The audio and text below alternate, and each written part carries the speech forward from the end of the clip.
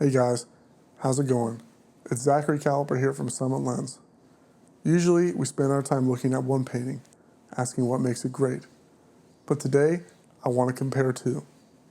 Claude Monet's The Bridge at Argenteuil and Édouard Manet's Boating. They both depict the same new culture of leisure along the Seine River in France. The artists even knew one another. Yet when you place these paintings side by side, you can't help but feel that they are describing entirely different worlds.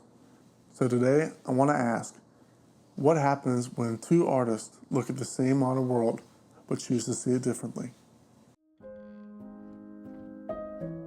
Before we talk about history, let's simply look.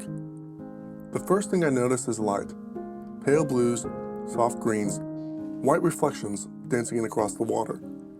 Nothing feels hurried. Even the bridge seems to dissolve into the atmosphere. My eyes don't settle on one object. They drift, from the boats, to the bridge, to the reflections, and back again. It's less like reading a picture, and more like standing quietly beside the river. Now compare that feeling with Manet. Suddenly, everything becomes immediate. My eyes don't wander, they stop. Right here, on the man looking back at us, his white clothing catching the light, while the straw hat frames his face. The woman beside him lowers her gaze, and the wooden boat surrounds them. Instead of inviting us to observe a landscape, Manet invites us into a conversation.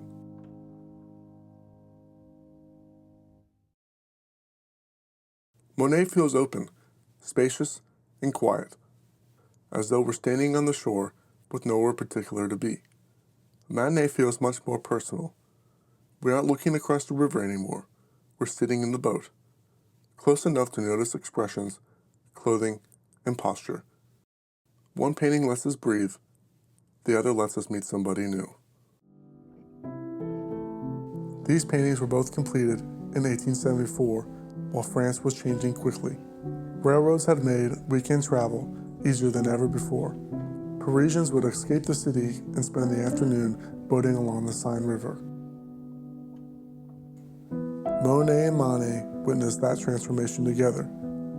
Their names were often confused, their paintings sometimes exhibited together, but they weren't trying to answer the same artistic question.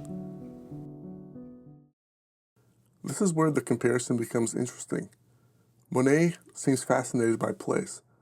Look at the reflections beneath the boats, the loose brushstrokes in the trees, the sunlight dissolving the bridge into the afternoon air. The people almost disappear, as if they are part of the landscape. Manet begins somewhere completely different. The river deeply matters, but only because the people are experiencing it. Look at the man's posture, the woman's striped dress, and the warm wood of the boat. The quiet confidence in the way they're seated. In Monet's painting, the river is the subject. In Manet's painting, the people are. And that's the beautiful part.